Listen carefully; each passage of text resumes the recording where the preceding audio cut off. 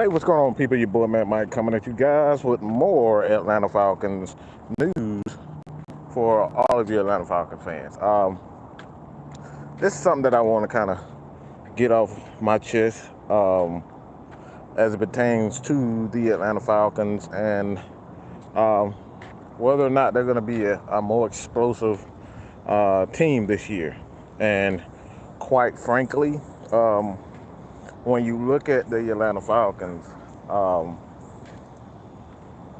I think the issue is, can they be more explosive? You have the new additions of obviously the running game. You have guys like Cordero Patterson, who is still with the team, and he was one of the most explosive guys uh, with the squad to begin with, scoring about 11 touchdowns, running the ball as well as um, running the ball as our primary back when Mike Davis, provided us with almost very little. You have Kyle Pitts, who's always going to be one of those guys for the most part, who's going to be an extremely hard guy to. He's going to be a extremely hard guy to match up with. The guy's 6'6", 252, about 250, close to 255, 260. So he's a pretty good size.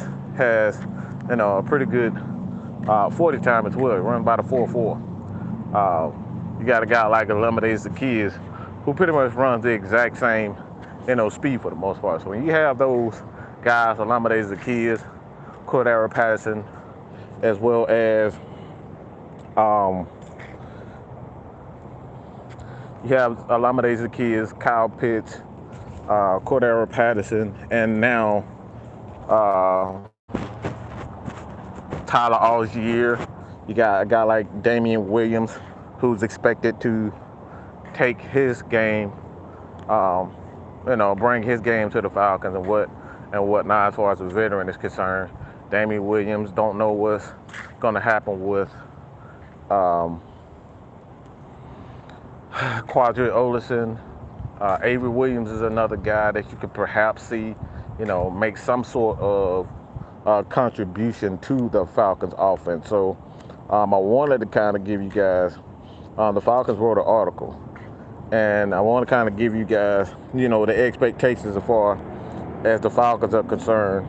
This article is written Scott Bear. Actually did an interview with him, so kind of check it out for yourself as well. But as I'm gonna give you kind of some tidbits on this article. I have it linked in the description after I finish this. But when you go look at the Atlanta Falcons, obviously if you guys did not know, the Falcons were ranked 25th in plays and pass plays of 20 plus yards, 20th in run plays of 10 plus yards, and 25th when those two categories were combined. All right, so let me read again. 25th in plays of 20 plus yards. 20 plus yards are categorized in the NFL as explosive plays. So I know a lot of people have their own interpretation of what explosive plays are, but the NFL says anything over 20 plus yards in the passing game and anything over 10 plus yards in the running game is an explosive play. All right, so the Falcons ranked 25th in passing plays of 20 plus yards, 20th in run plays of 10 plus yards. And combine those two things, they were 25th combined.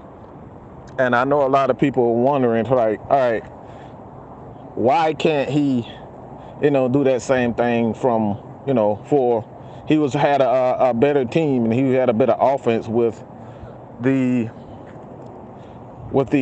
Tennessee Titans. You look at the Tennessee Titans, man. 2019, they were second in explosive plays, fourth in explosive runs, third overall. But in 2020, 14th in explosive plays and 10th in explosive runs and 9th overall as far as explosive plays to begin with. But it goes on to say that the Titans were explosive success under Smith versus the Falcons in 2001. That the category is obviously the talent disparity. Titans had Derrick Henry, A.J. Brown leading a deep and talented group of skilled players in those years. All right, so 2019, 2020, you look at the talent disparity against, obviously versus the Tennessee Titans and the Atlanta Falcons.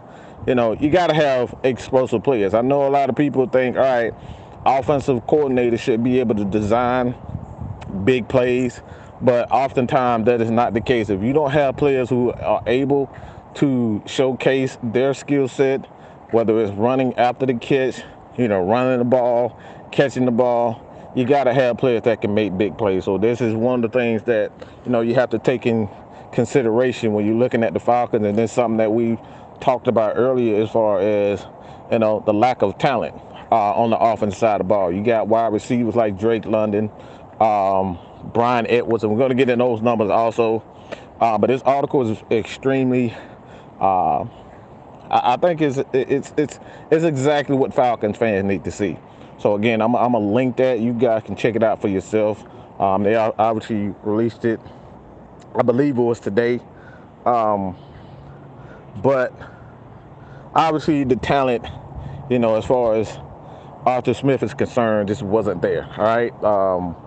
You look at 2001, 2021, excuse me. I'm looking at the article, so excuse me. I want to get this right. The Tennessee 2021 Titans, they ranked in explosive plays and 24th overall. Obviously, you see with Derrick Henry, they were 9th overall in total explosive plays in the run game and the pass game. And then you have Derrick Henry missing most of the season with injuries, and they dipped to 24th. So with the Falcons last year, again, we're going to look at the Falcons numbers. We're going to go over the Falcons number. They were 25th. So I know a lot of people are looking at the Atlanta Falcons offense and saying, well, they sucked. Well, yeah, they did.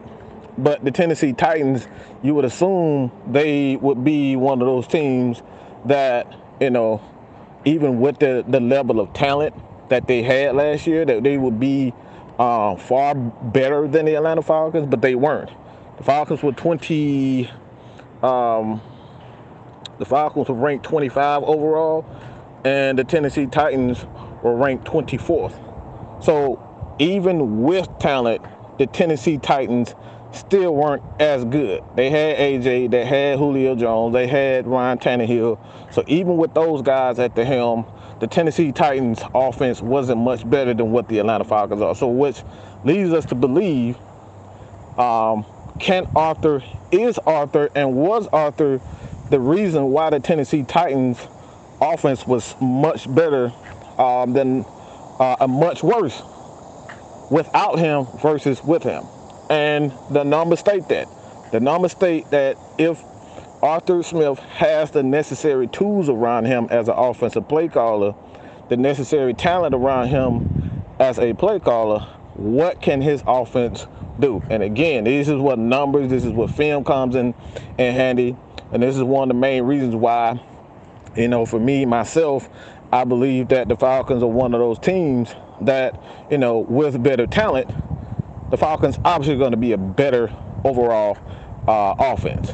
There's nothing that states that they can't, especially when you have, again, I repeat it, especially when the Tennessee Titans, who have guys like Julio Jones, A.J. Brown, and they had a pretty good running offense this year, but you look at the explosive plays, the Tennessee Titans weren't as explosive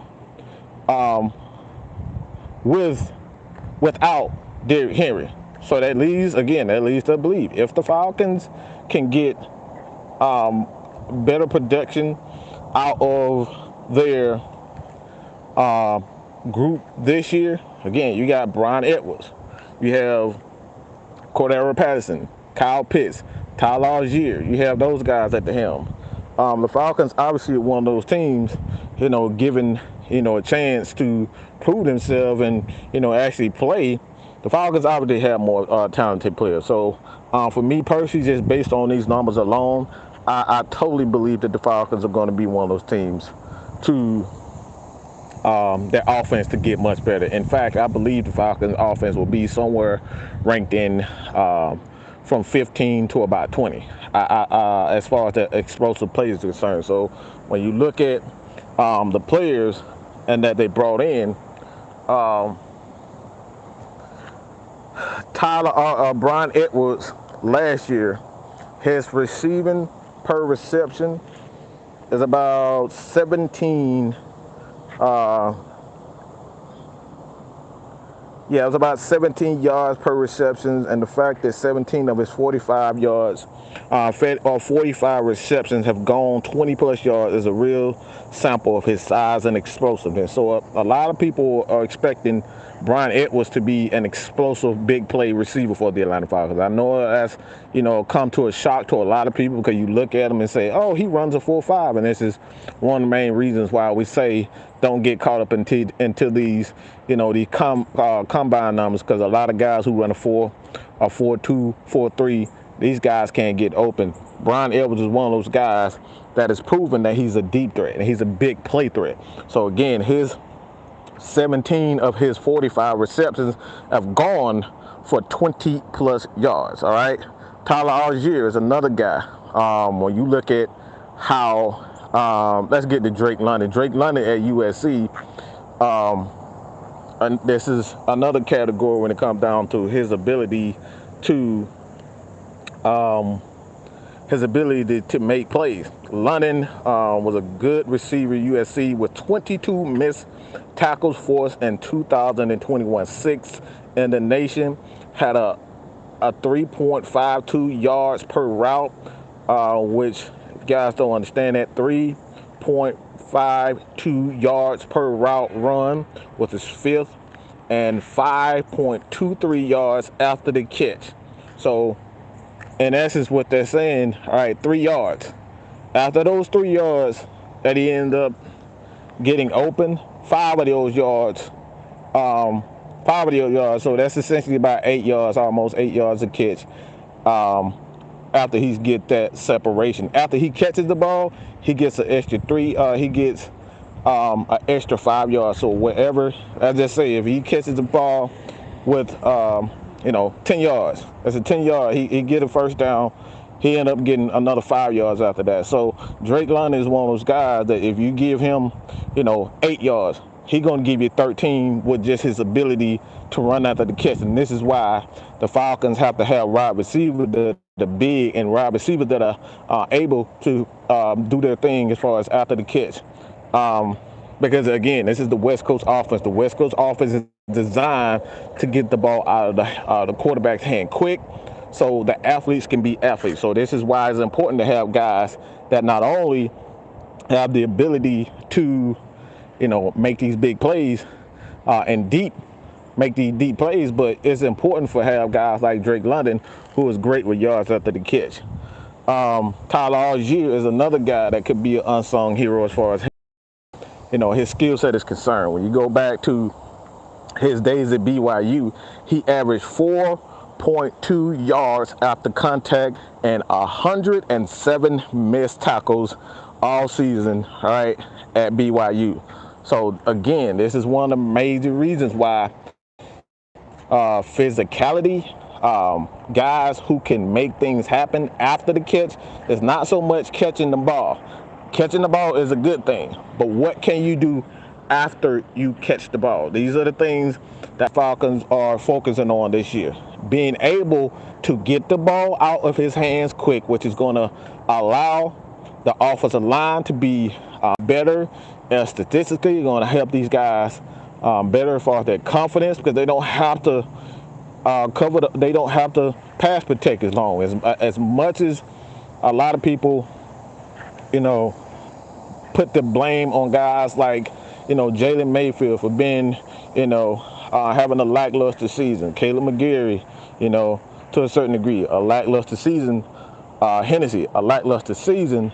But when you hold the ball in the NFL anything longer than, 2.5 seconds, or anything over 3 seconds, chances are your quarterback is going to get hit and he's going to get pressure. So what you want to do as an offensive coordinator is get the ball out of that quarterback's hand quickly and get it into the hands of guys like Tyler Algier who can make you miss, Drake London who can make you miss, guys like Brian Edwards who can end up, getting loose down the field and make plays on the ball. And the thing about these guys, Brian Edwards, Drake London, Kyle Pitts, these guys are all hand catchers. It's something that K-Styles and myself, we kind of looked at the film on it.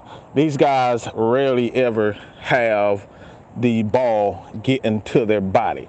And with an offense such as Arthur Smith, which preaches physicality and, physicality, blocking, you got to be physical. Being a hands catcher versus a body catcher is paramount. Gotta have tough guys if you're gonna make big plays and if you're gonna eventually wear the defense down. So these are the things that are important. And when it comes down to it, like I said, and this is something also in the article, this is something that we talked about. I told people for quite some time now, nobody's even giving the proper respect to Mariota and Desmond Ritter's ability to run. All right, so gonna read some of this also. The deep ball efficiency. Before I get into that, the article goes on to talk about Mariota's, not only his mobility, these guys' deep ball efficiency. Mariota is one of the best deep ball throwers in the NFL. Last season as a starter, and 20 plus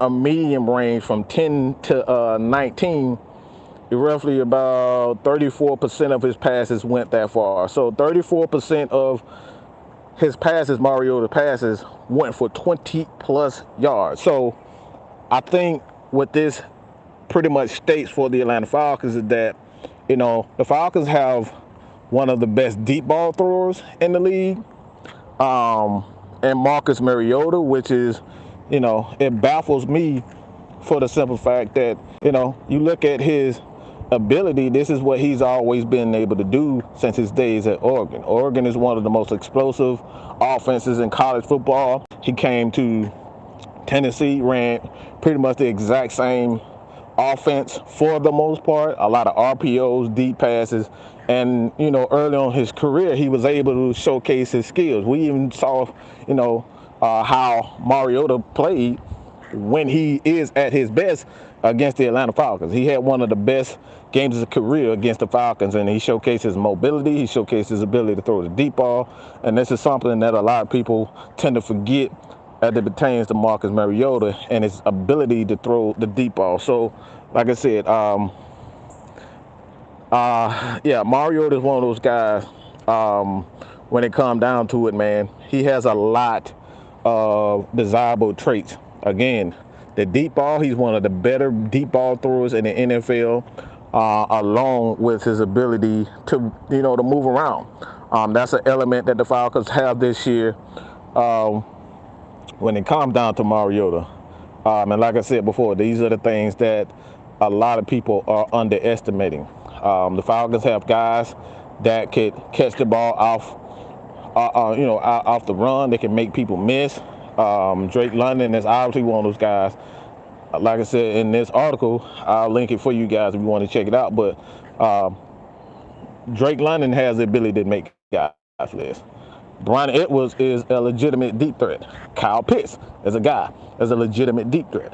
Tyler Algier is one of the biggest, the best guys as far as making guys miss and having those yards after contact.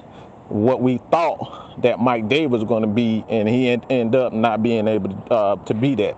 And that added element to the offense now with that, with the quarterbacks to move around, the ability to scramble, the ability to make things out of nothing. Teams can't blindly blitz Matt Ryan or whomever the quarterback is now because he has that ability to make things miss. If you miss on that blitz, the quarterback going for 10 to 15 yards. And a guy like Mariota and Desmond Ridder, they can easily take that to the house. So these are the aspects that the Falcons have when it comes down to the offense and their more explosive, ability. Now, they didn't have that last year. The Falcons only had, a handful of guys. That was Kyle Pitts and Cordero Patterson. Every once in a while, you would see Alameda Zaccheaus break out for one. But outside of that, the Falcons had zero ability to not only get the big play in the passing game, which is 20 plus yards, but they had very little opportunities in the run game to get 10 plus yards in the run, which is considered an explosive play in the NFL as far as the running is concerned. Anything over 10 yards is considered an explosive play in the running game. So the Falcons were 24th, the 25th last year in explosive plays.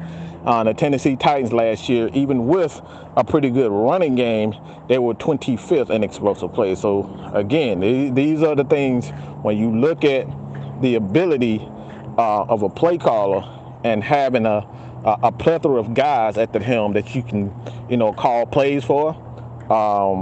This is what Arthur Smith has at his disposal right now. So I thought this was a great article for you guys to reference and kind of give you guys more insight on what to expect from these Atlanta Falcons. So again, man, I will have the link in the description, the comments for you guys, the pinned comments for you guys to check that out. But this is something to look forward to as Falcons fans. I'll go a little bit longer, kind of read you guys' comments before I call it. I don't want to be too long. It's really my off day. But I think, and plus I'm feeling lazy as hell. I don't feel like editing and shit, so I just decided to do a live video. Look, it's Sunday. I need to be resting like Jesus, okay?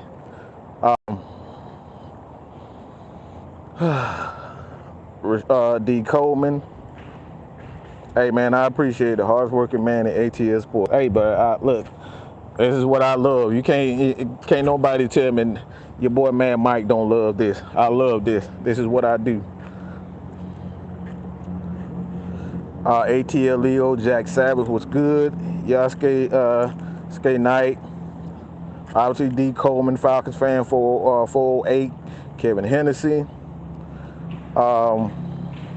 Jarvis was good, man. Hey, man, it's all good over here, man. Mariota and Edwards have some familiarity from Vegas, absolutely. And that's another thing that we talk about too is chemistry. Chemistry is a vital part of of just the offense and defense and the team in general. You gotta have guys that have familiarity. And I know a lot of people are wondering, oh, we the new Atlanta Titans, we the Atlanta Bears. Well, the reason why is because these guys have familiarity with each other. They know how to play in Arthur Smith's scheme. So familiarity, chemistry means everything. You got to be able to have that chemistry with that one player. I mean, let's just be honest. When Matt Ryan and Julio were in, let's just take it back to that Carolina game.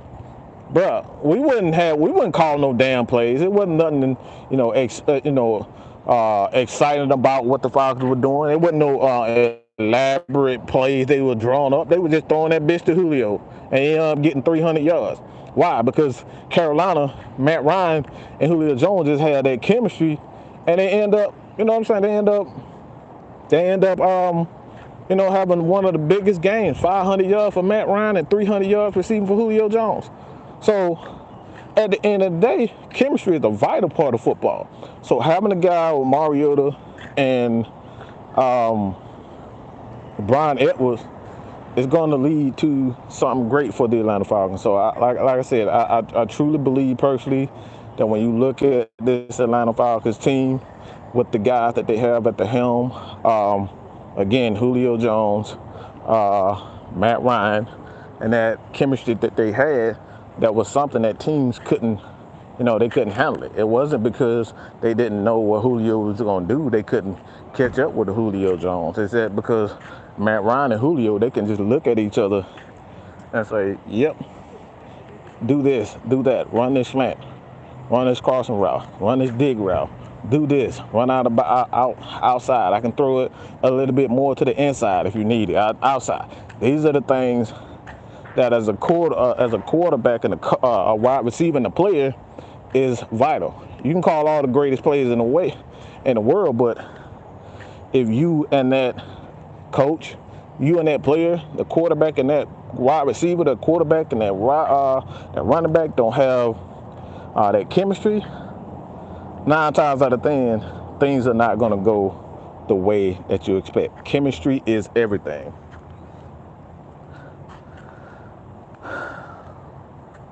Mike, I'm watching film on Drake London. Notice that he catches everything thrown his way. He's like a human vacuum cleaner when it comes to football and anywhere near him. And again, that's what we're talking about as far as the receivers are concerned. You can go back and watch it for yourself. And a lot of these guys catch the ball with their hands. And they're very good when it comes down to, catching the ball with their hands. It's all about hands. Hands are everything. As a receiver, hands are everything. Because there are going to be times as a receiver that you got to catch the ball, you got to go up for it, and you got to make something happen. You got to snatch it out of the hands of a defender because, a defender is closing in on it. You can't use your body. So, like I said, I think this is one of those instances where you look at the Atlanta Falcons receivers, very intentional on the type of receivers that they brought in. Guys who are big.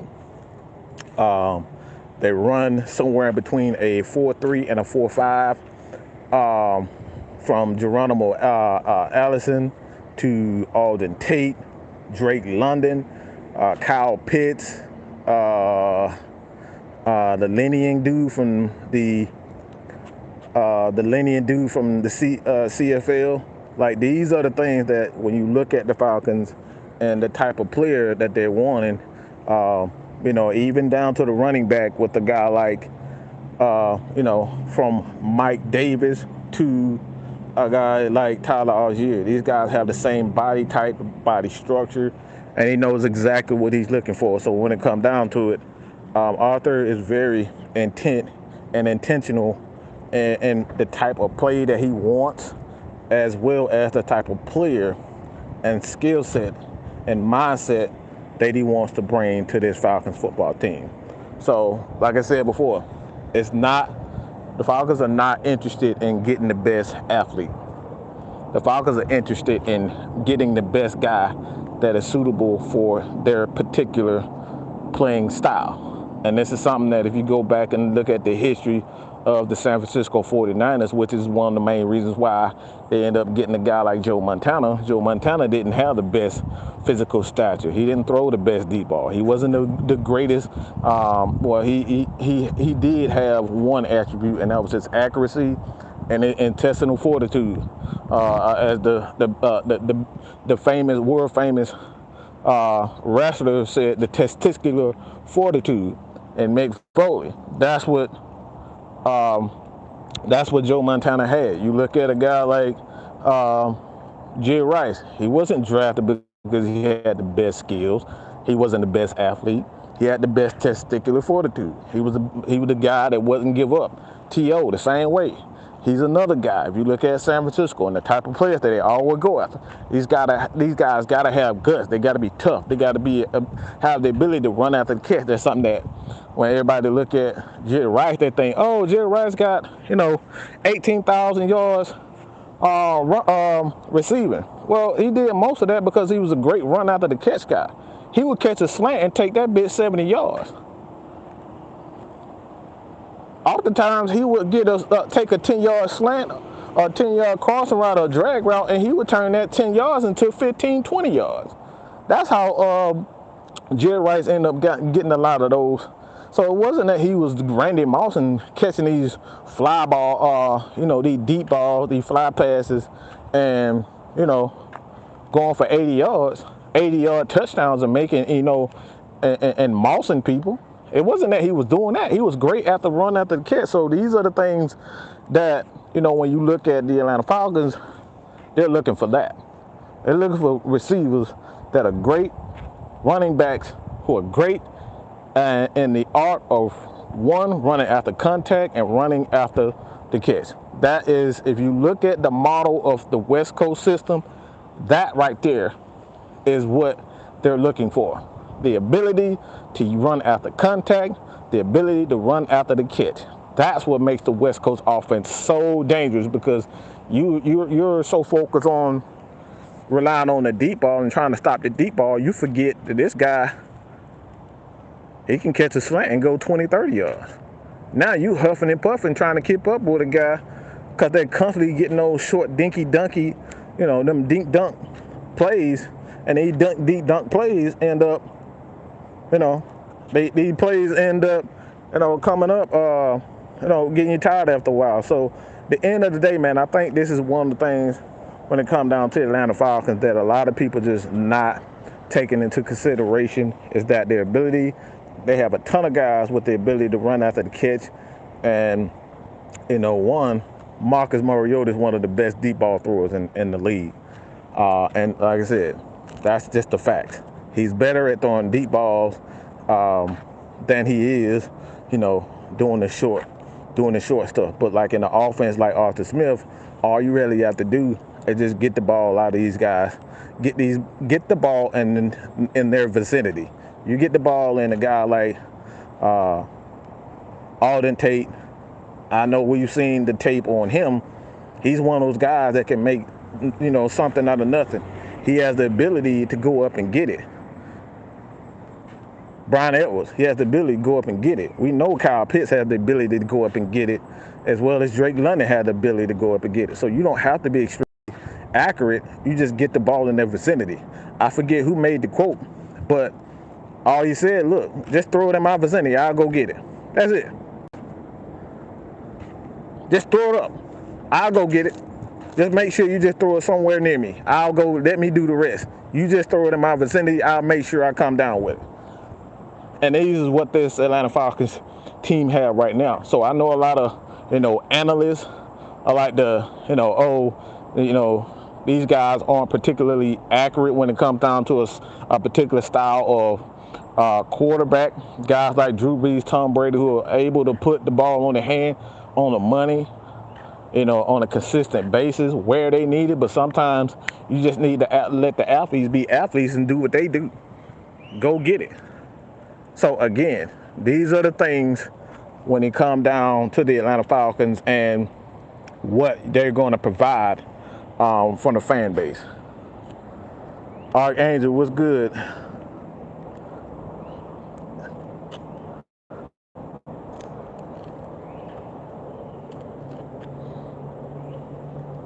Frank Darby, he look all good dancing and with his shirt off, but look, I don't give a damn about none of that. All right, catch the goddamn ball, get open. I don't care none about that. If you're gonna be a good special teams player, okay, but you got to provide something outside of dancing and taking your shirt off.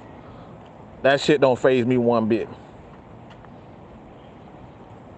Jesse Bates, no, don't even get your hopes up. Don't. Falcons are not gonna go after other people's players. You forget that. Don't even get your hopes up, people. I'm telling you right now, don't even get your hopes up. Don't get your hopes up about any particular player.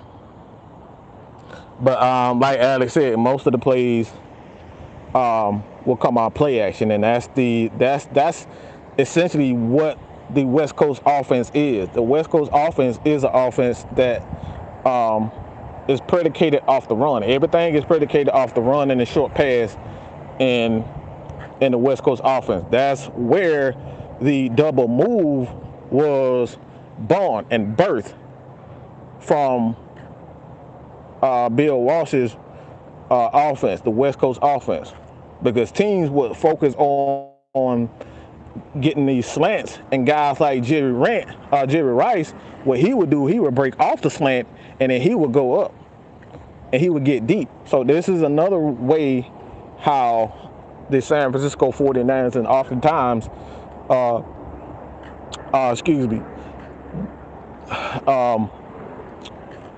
Terrell Owens would get big plays.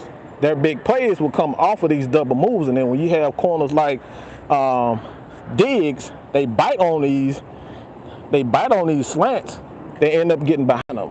And see, this is where having a West Coast offense is going to, provide a lot of. It's going to be a huge plus for the Falcons, because a lot of people just going to be sitting on these routes. You sit on the route and let a guy like Zacchaeus get deep. Let a guy like Brian Edwards, Cordero Patterson. And I know a lot of people just like looking at Cordero Patterson, but Cordero Patterson has more room to operate now. Now he doesn't have to run the ball 20 times a game right now. He can come in with a few explosive plays here and there, get 5, 10, 20 yards, just off the rip. So again, this is where the system in itself, the West Coast offense, is going to work magic for the Atlanta Falcons. He's not going to have to, and I will ask quite a while back, are we going to see more explosive plays? Of course we are. Why? Because we're going to have that ability to now move the quarterback around. So when teams end up blitzing Caleb McGarry's side, guess what? If he misses and he leaves a lane open, guess what? Mariota is one of those guys who's smart enough to understand if they blitz outside, all I got to do is keep my patience. I'm fast enough to be able to get to the inside and pick up 5 to 10 yards and get that extra first down. So now teams like the Bucks, they're going to have to be very careful. The Carolina Panthers are going to have to be very careful, especially the Saints are going to be they have to be very careful when blitzing the Atlanta Falcons offense now, because guess what? You got wide open. Now you got Kyle Pitts wide open, or he's single covered on one guy. You got Drake London that's single covered, and with his stature and his skill set, oftentimes you don't want a 6'6" guy. Oftentimes, let's just be honest, it's oftentimes you're gonna rarely see a guy that's bring Kyle Pitts down on the first, with one hit. You got to gang tackle him. And that's the same thing with Drake London. He's shown the ability, granted that it's only in college, that he's shown the ability to run after the catch and make that first guy miss. And this is one of the main reasons why, as far as the DBs is concerned, in the NFL, corners in the league are an average about 5'10", 190. So the league average at cornerback is about 5'10", 190. And you got a guy like Drake London who's 6'4", 225, 30 pounds. 9 times out of 10 is a 5'10", 190 guy, and he's going to struggle bringing down a big guy like that. He's going to struggle bringing down a 6'6", 245, 250 guy like Kyle Pitts lining up on the outside. This is where that physicality comes in hand. And, as time goes on, Falcons get off to a fast start in games. Now they can physically wear down opponents. Come fourth quarter, the team is tired. So you might be a team that is on paper that has more talent than the Atlanta Falcons, but with the sheer size and the Falcons' ability to get off to a fast start. And this is where the defense comes in handy. If the defense can keep the Falcons, if they can keep the opponent from scoring a ton of points, the Falcons have the ability now to do more things in the red zone to get touchdowns. Falcons get touchdowns, the defense ability to stop guys early so the Falcons can get in that physical grind, wear you down type of game. This is where the wins are going to come in. And this is the recipe for success. And a lot of people are so focused on the matter of, all right, the Falcons don't have the best roster. Well, you don't have to have the best roster a lot of times. If you can execute your plan, get off to a fast start, and you have a defense that's good enough to at least hold teams to field goals or to 1 touchdown per half, this is where the Falcons can win. This is the recipe for success. Physicality, wearing teams down, and the ability to stop teams from getting off to a fast start. This is what the defense's plan is this year. Stop teams from getting off to a fast start. Because the Falcons have an offense now that they can physically grind. You don't have to be the best skilled player in order to play this style of football. Is it a plus? Absolutely. But the Falcons don't have to have 4 or 5 first-round picks or 4 or 5 first-round talents on the offensive side of the ball. All you need is guys that is good enough to get those 5 to 8 yards as a receiver, and then have guys like Tyler Algier, Cordero Patterson, who can consistently get you 5 yards per carry. That's all. That's the recipe for success. And this is one of the main reasons I'm looking at teams and analysts and saying that the Falcons have the worst roster. That don't matter. The Tennessee Titans clearly had a better roster last year, but they ranked 25 in overall big plays. They were not much better than the Atlanta Falcons with a better roster. So what, in essence, what it comes down to is scheme and execution. The West Coast offense is being duplicated and replicated in college and in the NFL. Why? Because it's effective. That's the same thing the Georgia Bulldogs do. They just check the ball down, get it to the tight end, get it to the guy in the middle, and then run. This is why Stetson Bennett ended up getting, the start. Stetson Bennett got the start because, one, he had the ability to get outside the lane. Make a few things happen with his leg, and just check the ball down to the tight end. And I think we all know who that tight end, and hopefully we'll be able to get him, but I doubt it. But that motherfucker is something serious at Georgia. That motherfucker is a beast. He has the ability to be better than Kyle Pitts. So, like I said before, it's okay to have the best talented roster, but if you got a guys who have the ability consistently get those 5 to 8 yards as a receiver, you don't necessarily need a big play guy. Your running game, the time of possession, the clock, execution. This is what Tom Brady's been doing for years. Tom Brady hasn't been doing anything spectacular. He got a bunch of guys that can execute, get you 5 to 8 yards every play, and then they hand the ball off to guys like Rojo and Leonard Fournette. They get the 4 or 5 yards, and then here we got a first down. Start over again. 5, 8 yards, then hand the ball off to Rojo. And then over time, in the third quarter, when teams are all, torn down and tired, that's when Tom Brady started throwing the ball deep and getting these big plays out, play action and whatnot. That's what Tom Brady's been doing for years. Nothing spectacular in what he's been doing. That's essentially what made, Peyton Manning the greatest quarterback of all time. He understood, and that offense understood the importance of just getting the ball out of his hands, letting Marvin Harrison and those guys get open, get those first down, check that ball down to Marshall Faulk, and just let them do their thing. 5 yards here, 10 yards here, 5 yards here, 10 yards here, 5 yards here. And before you know it, you tired. And now Peyton Manning can use that play action because team has to sit on that run. Now he got Dallas Clark going wide open down the middle. Why? Because they have to honor the running game now. So this is what made Peyton Manning so great. The ability to check the ball down, get those 5, 10 yards, whether it's in the running game, passing game, get those 5 yards, get in a manageable situation where you can quite possibly catch a safety slipping, trying to come down in the box to stop the run, or he's trying to double the tight end or double Marvin Harrison, because Marvin Harrison, he's killing them over the middle. I watched a game where Marvin Harrison caught like 8 passes in a row. 8 in a row. This dude caught like 8 slants in a row and end up having like 200 yards receiving, like, and nobody could do anything. They kept going through the same thing. Wasn't nothing pretty about that offense in Indianapolis. They did the small things first.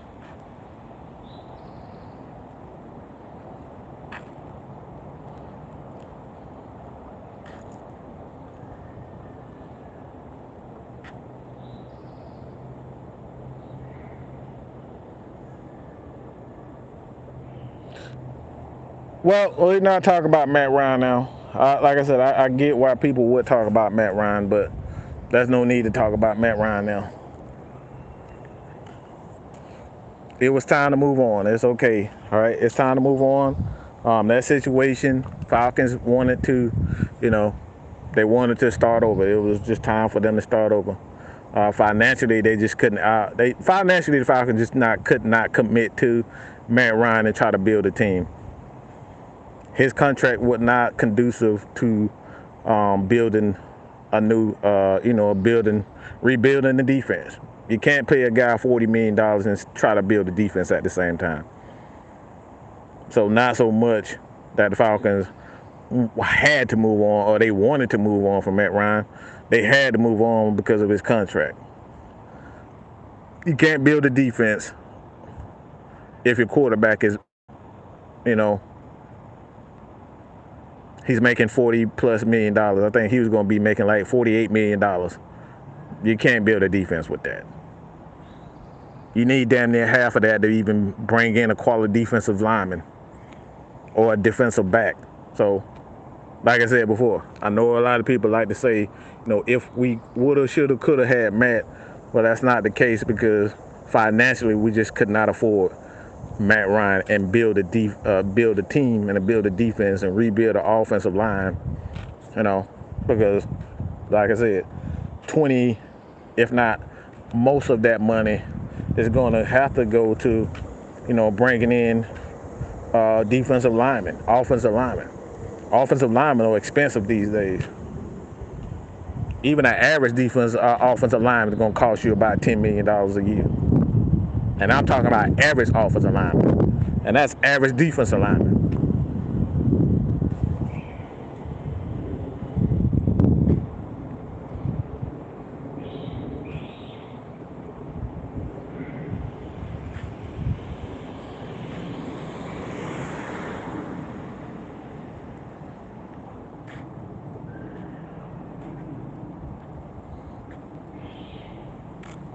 But like I said, I won't go long too much.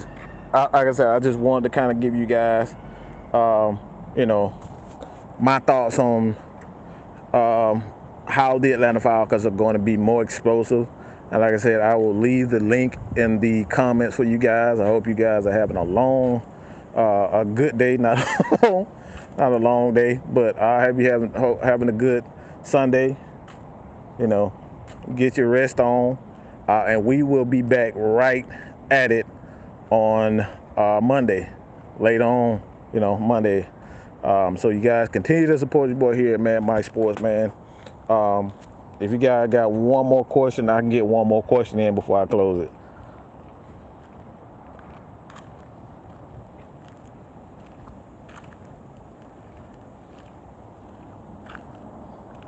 We still ain't doing that. We got a show tomorrow. I'm not doing shit. That's what I'm talking about.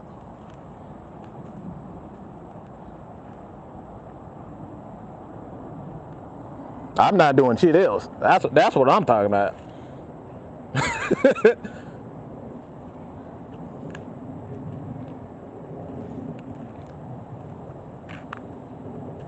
It's a show tomorrow. Yeah, we do Sunday shows too. The day's like my Sunday because I ain't doing shit.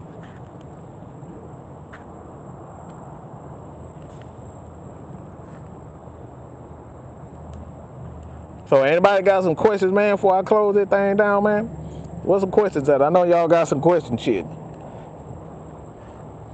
If not, like I said, I'll holler at you guys. No questions. I don't see any questions right now. Again, sub to the 6-man K Styles. But yeah, he's closing on. He's about 30 something away from 1K. So we got to get that man there, man. He deserves it. I think anybody who deserves it at AFN, nobody deserves it more. K style. He put in that work. He continues to give you guys, nothing. He comes up with most of our ideas here on our shows. We collaborate, but he's the host of this thing. So show that man some love, man, by heading over. He actually just dropped a video a couple of hours ago.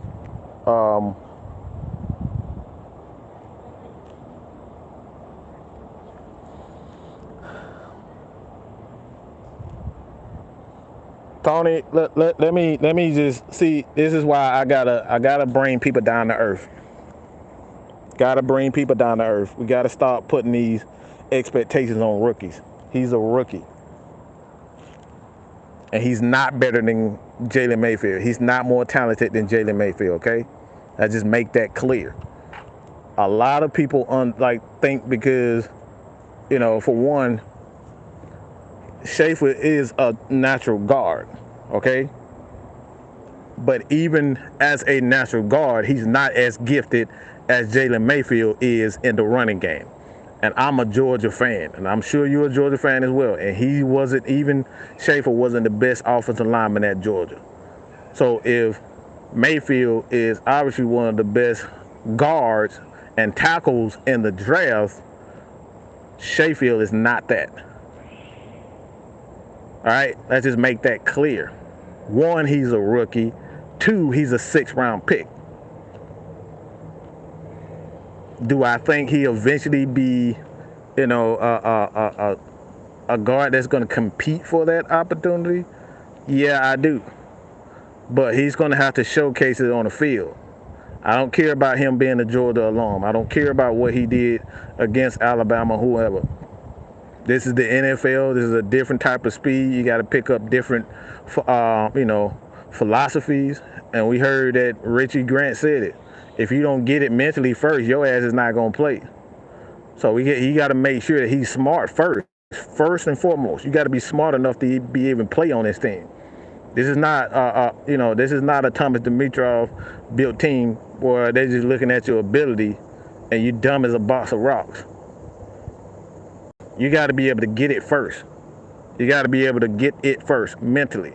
So I'm not even sure that Justin Schaefer has even got the offense, picked up the offense. We're just looking at his ability as a player. But in the NFL, we always state, even with a quarterback, everything begins with the quarterback upstairs first. And his ability to comprehend zones, man zones, zone blitzes, when a linebacker is bluffing, when he should throw the ball outside rather than inside, the timing of the route. When he should take the sack and not, give up even more yards than what he did so he can be in, decent field goal range. Like, these are the things. When the hole, when do these sneaky tactics as an offensive guard.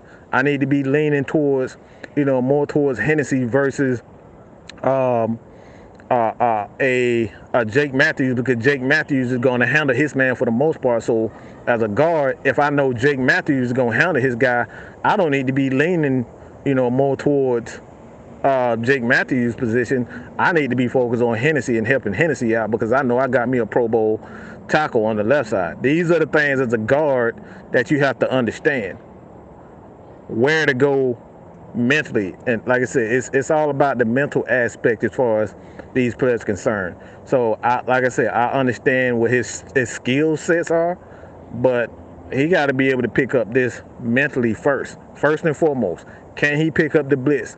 Does he know if a guy's going to blitz or not? Does he know if this guy is going to play zone and he's going to drop out and he's going to fake blitz? These are the things that, that he has to understand. He has to pick up first as an offensive guard. It sounds all good when you look at his film and what his abilities are, but until he actually puts that on film and put it on, like you actually see it on field, we don't know how good Justin is.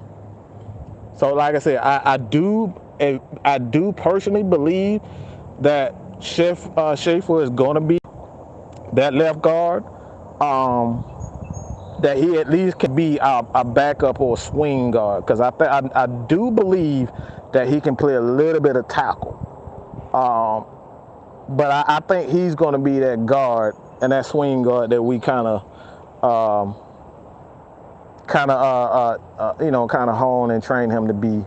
Because like I said, at this point, the Falcons need to get younger on the offensive side of the ball, the offensive line side of the ball, and not go to these big veteran guys that have had that have got some wear and tear on them. I would rather go younger on the offensive line than go older on the offensive line. Because to be honest, at some point we're gonna have to bring in a guy that's gonna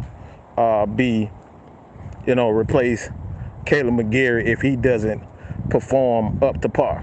Because the Falcons did not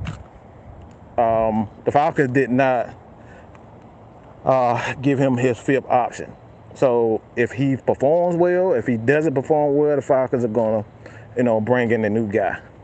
And quite frankly, I think they just want to bring in his right tackle and his offense. So like I said, I don't know at this point, but the Falcons have a lot of questions as far as their tackle and backup positions are concerned. Not one guy has stepped up and said, all right, I'm comfortable with him. But like I said before, this is your boy Mad Mike. We're going to have a show tomorrow. Does really have a chance to win a chip? No.